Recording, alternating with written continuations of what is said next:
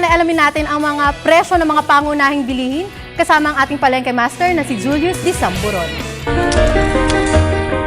Good morning mga boss. Muli nandito po tayo ngayon sa bahagi ng NEPA Q-Mart sa lungsod po ng Quezon. Abay mga kababayan natin ay talaga nagmamadali na po para mamili ng kanila po mga iahanda sa kanilang Noche Buena. Abay silipin po natin ito pong presyo na ating pong mga karne at ito pong mga baboy. Nay, ito ang ating suki. Nay, saan magandang umaga? Magandang umaga sa iyo, Julius.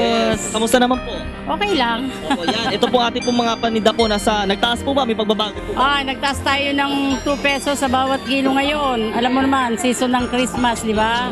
Talaga sure na may pagtaas. Pagtaas talaga. Alin po dito yung sure na sure? Alin po dyan yung meron pong pagbabago ng presyo at sa magkano po? Pati po yung part. Dati last week, nasa 165 lang ang selling ng mga pigi.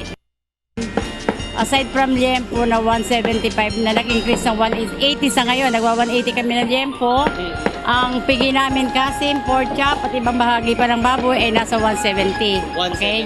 Yes, sir. So itong atay natin, nasa magkano itong atay? Ito, turo natin itong atay. Selling namin yan, 120. So ito nag-adjust ang presyo niya. Oo, almost 5 pesos eh. 5 pesos din, malaki-laki din pala, no? Yes. Etong mga ito, Etong picho, nasa 170.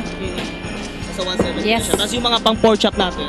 Pork chop natin 170 din. Parang straight lang ang pricing namin ng laman, kasim, picho, pork chop, pigi.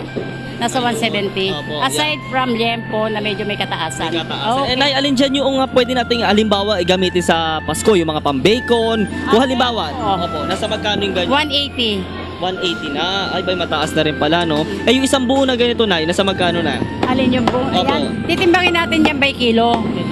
By kilo 180. Alam mo, 5 kilos siya times 180. Times 180. Yes. Naku, pagtanong nga tayo dito sa mga kasama din nating suki.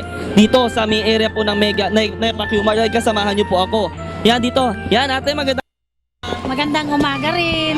mga suki. Yan, tanong natin, pagbabago daw sa presyo ng bill. Oo, magpagbabago, tumataas na. Ako, habang lumalapit ang Pasko. Oo, tumataas na ang Nasa price. magkano ang pagtaas natin?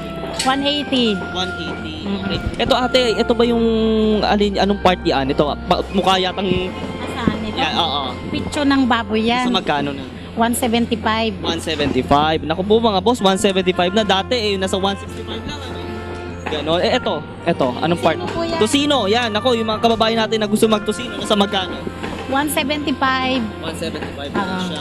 Ganun. Yung mga pang pork chop, 175 na rin. itong buto na ito. Ito, Yan. yan special cut yan sa buto, 175 din. All special. Ni paalala ka ba sa mga mamimili natin sa pagpili ngayon ng mga karne? Kasi lalo ngayon magpapasko. Kasi iba, sabi, meron daw in the terms of botcha, meron daw gano'n. O, titingnan nyo ang karne nyo, asasarin nyo para kung maganda ba, yung hindi namumutla, yung tama lang. Yung tama lang. Oo. O yung kulay ng mga ganyan, maganda. Itong atay natin na sa magkano na yan?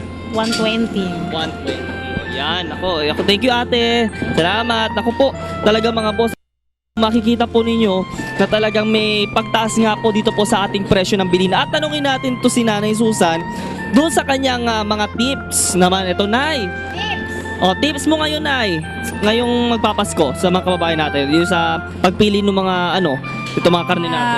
Sa pagpili ng mga karne natin, siguruhin nyo lang na ang mabibili nyo ay may tatak ng MMIC para nasa tamang klase ang karne. Tama. Hindi siya double dead at quality ang inyong mabibili. Quality talaga. Yes, dito kayo sa Q-Mart, Mega Q-Mart mamili. Pero ang timbangan natin ay talagang swak.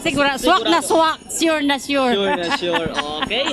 Maraming salamat sa iyo, Nay. Merry Okay. Christmas sa iyo. At yan po mga boss, kung nakita po natin na talagang habang lumalapit po ang araw po ng Kapaskuhan, ay may mga kaunti pong adjustment sa ating pong mga presyo ng bilihin. Mula pa rin dito sa lungsod ng Quezon, ako si Julius D. Samburon nag-uulat para sa Telebisyon ng Bayan.